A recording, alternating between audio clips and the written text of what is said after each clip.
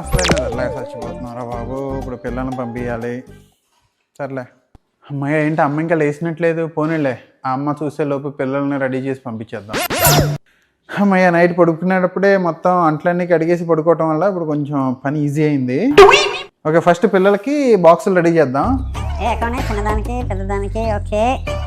ఇంకా పెద్దది లెక్కితేనేమో దానికి జడేయాలి, చిన్నది లెక్కితే దానికి పిల్లకలు వేయాలి. చాలా పనులు ఉండేరా బాబు. ఇది కూడా లెక్కితే బాగుండేది, ఇదేమో లేవదు. అమ్మ ఇంకా లేవలేదులే, పోనీలే అమ్మన్న చూడకుండా ఉండేది కొంచెం. ఈ లోపల ఆమె లేచేలోపు ఈ పనులన్నీ చేసేద్దాం టగటగా. ఏం చేస్తున్నాడు ఈడు ఇక్కడ? పిల్లలకన్నీ ఈడే రెడీ చేస్తున్నాడా ఏంటి? అదేం చేస్తున్నట్టు? ఏరా ఏం చేస్తున్నావు ఇక్కడ? ఇంకా ఏంటి లెగవలేదా ఏంటి మేడం గారు? ఏంటమ్మా ఇంత తొందరగా లేస్తావేంటి? తర్వాత లేసేదానివిగా. ఏంటి తర్వాత లేచేది? ఇప్పుడు ఆల్రెడీ 6:30 అయిపోయింది. టిఫిన్లు ఏమన్నా టీలు అలాంటివి తాగాలి కదా, అందుకని లేచి వచ్చా. అయినా ఇవన్నీ నువ్వు చేస్తున్నావేంట్రా? ఏం చేస్తుందేంటి? ఈ 6:30కే లేచిద్దని తెలియక నేను కొంచెం లేట్గా లేచాను.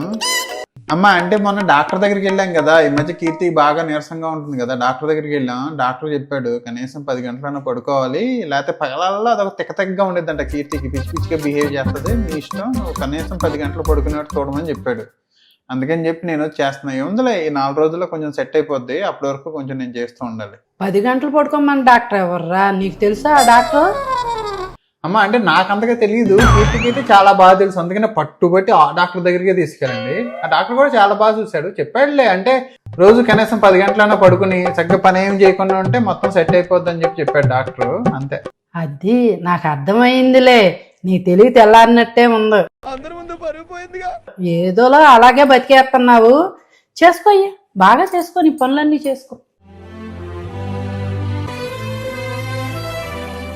అమ్మ నేను ఒక్కనే చేసుకోలేకపోతున్నాను. ఎలాగూ లేసావు కదా ఇవాళ తొందరగా, కొంచెం పైన పిల్లల్ని తీసుకురా, పిల్లల్ని లేపి పిల్లల్ని తీసుకురా కిందకి. ఈ లోపల నేను ఇక్కడ వాళ్ళ బాక్సులు అంతా రెడీ చేస్తా ఉంటా. నీ పెళ్ళానికి చెప్పుకోలేక ఈ పనులన్నీ నన్ను చేయమంటున్నావా? నేను మాత్రం చేయను, నీ ఏడిపేదో నువ్వేడు.